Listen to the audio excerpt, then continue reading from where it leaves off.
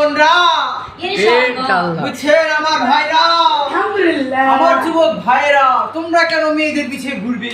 মেয়েরাই তোমার পিছনে ঘুরবে। Is it right your wrong, wrong your right.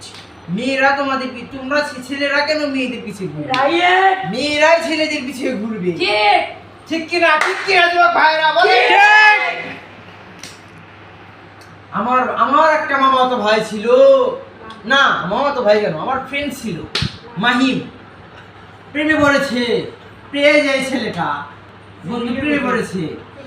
প্রেমে পড়ে সে এমন কবিতা লেখে আর এমন স্টোরি দেয় ফেসবুকে, আমি নিজেও ভাবতে পারতাম না। যেমন আমি প্রেম করছি বলা কিছুই না, এগুলো বলে থাকি না, কারণ ওদের থেকে লাভ নয়।